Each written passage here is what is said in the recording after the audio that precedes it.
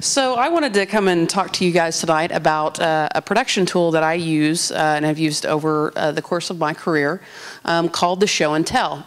It is a problem-solving and motivational tool for producers in the trenches. If you're an executive producer, this is probably not going to help you. The issues. Let's say you have a team, and you have a very large team. We have many people, like over 100 people on Dark Millennium Online. We have many craft leads. And the problem is that sometimes you have lots of people working on lots of different things, and those little individual teams, like for instance the VFX guys, are not getting enough feedback or direction in what they're supposed to be doing. So you work for a whole month, you do a whole milestone, you're doing the sprint, it's awesome. You get to the end of it and you come and you deliver your deliverables, and the art director looks at you and says, that is completely not what I wanted you to do. Now that sucks and that's bad direction and that should never happen in the first place, but it's your job as the producer to make sure that you never get to that place in the first place, right? You don't want people working for a month and then having to redo everything. You can't schedule that, right? How do you get to done without feedback? The definition of done means that you've had a chance to get that feedback from those creative directors. You've had a chance to iterate on that feedback, make those corrections, and then you get to done. Big teams get bigger. You need those looking at the forest to tell the people where to prune the trees. If I'm a VFX artist and I'm working in a very small space and I'm just working on these 3 abilities that I've got this milestone, I may not realize that those abilities are part of a faction ability and they all need to be the same color, for instance. But the art director should know that. The art director should be able to come in and look at all the abilities that everybody's made this milestone and go, hey, all of these particular types of weapons need to have this color to have a certain particular indication to the other players that this is the kind of damage they're going to take. That's the kind of stuff that you need to know as you're going through and getting that feedback during the milestone so you can get to done. Not enough visibility for the team or individual contributor. What I mean by this is, a lot of times if you get to the end of the milestone and you do a milestone review and everybody's sitting in a room and you're playing the game and, oh, this is really cool, and look at what the amazing thing that the VFX guys have done, it's all really cool, but we don't know which VFX guy did that, right? We don't know that Tim made that amazing blood splash on the screen that made it really cool. They may have team pride in what they've done, but nothing beats the individual pride of having an art director look at your stuff, you showing it to him, you explaining the process that you went through to get there, and him going, you know what, dude, that was really badass.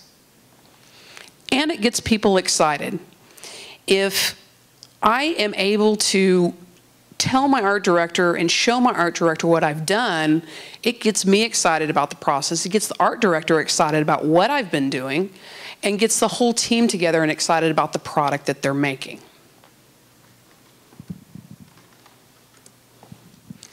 So my solution is the show and tell. The show and tell, just like when you were in elementary school, was a time that you got to stand in front of everybody or in front of the teacher and the rest of your class and say, this is cool, look what I did or look what I found. For show and tells, I think to be really effective, there need to be some boundaries. If you can't see, there's like an alligator eating this child down here. It's really awesome. I do them at least weekly. I think that no particular developer should go for more than a week without some sort of feedback on what they're doing.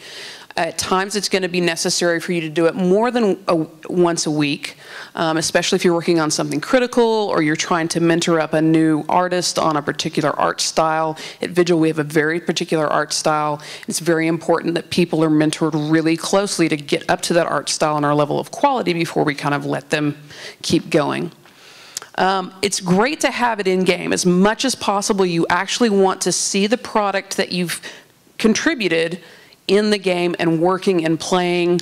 It's really embarrassing to have a super senior person in your company sit down, look at your work, try to shoot off a gun that's going to have this amazing effect and then it doesn't work. You need to have it in game as much as possible. You need to involve creative leadership, and by that I mean super high creative leadership. I mean the executive producer, I mean the art director, I mean the guys who are really in charge of the game. And the reason that you want that is because nothing feels better than having the most important person in the company tell you that that was awesome. It should take less than 30 minutes if you're doing it every week. You shouldn't have so much content that's been created in those last 7 days that you can't get through everything in 30 minutes. So it's short, fits into super creative leadership schedules. Developers need to be prepared. They need to know what they're going to show. I do stand-ups with my guys in the mornings, and I say, hey, today's show and tell. What are you going to show? Is it ready to go? Let me know what the status is. And they know to be ready when we get there with, creative leadership in tow. The developer's job is to absorb that feedback and to have a conversation with that creative leadership and to discuss back and forth what needs to happen next. Your job as the producer is to take notes.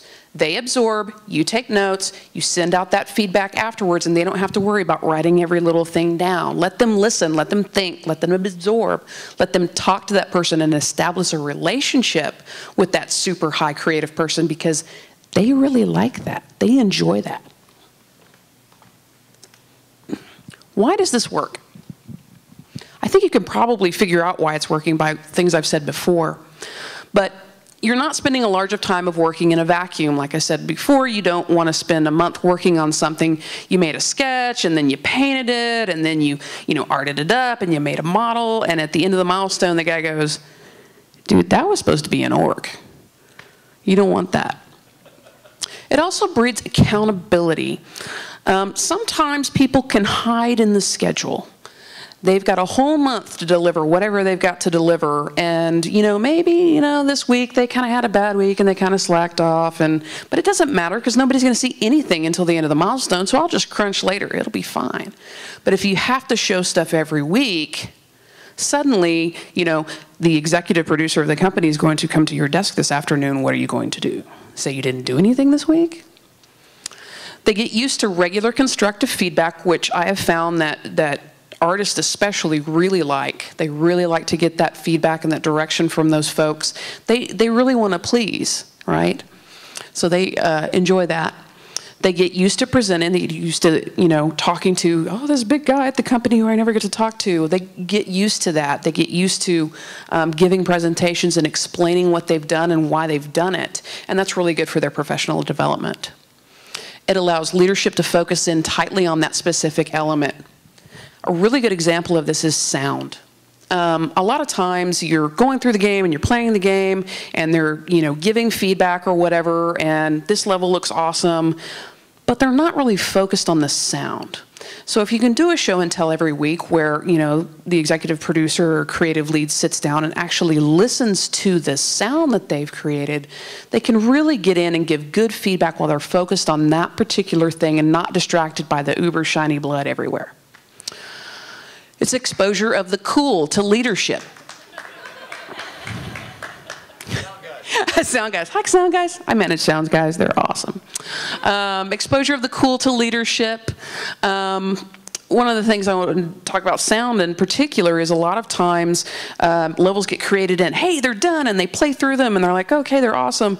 But then sound and VFX come in afterwards, and then nobody plays through it again. Well, all the really cool stuff happens when FX and sound gets in there. That's when things become visceral, right? So that's good. It helps the whole ship to be going in the same direction. Again, forest for the trees, let's all go this way. We need all these abilities done for the focus test. It creates creative soup. And the creative soup is all these people together talking about the thing they're working on right now and brainstorming and figuring out cool new ways to do things. And that's just a really positive creative environment. And there's learning and deepening of the craft from experts. Special considerations and potential pitfalls. Different team sizes may need different levels of this. We have, like I said, over 100 people at Vigil. So, the show and tells are usually isolated to just the VFX department. If you have a much smaller environment like we did at Red Fly, sometimes you can have you know, you can have a much larger team. Hey, all the guys working on this project are going to do show and tell this day. Just be careful with that. For different team types, you may have to adjust what you're showing and telling. For instance, if it's code related, it's all platform based, you may have to actually do different types of show and tell, or for like systems designers who do documents. I've spoken for more than my 10 minutes. Keeping feedback contained. So my point about this is sometimes you can get a creative director in there who wants to come in and look at a particular sound effect or whatever, and they come in, they listen and go, oh, you know, let's make these 2 changes. You come back next week, let's make these 2 changes. You come back next week, let's make these 2 changes, and they've changed the same thing 3 times. Be careful with that. It's your job as the producer to rein in your creative leadership and say, hey man, let's make a decision and move forward. The whole team can't do it at once all effectively. Do not have your entire studio do show and tell on Friday afternoons at 4:30. Why? Because you can't get all your creative leadership to see everything at the same time. The guys who are presenting information won't get to see other people's stuff, and it just turns into kind of a muddy mess. And that's it.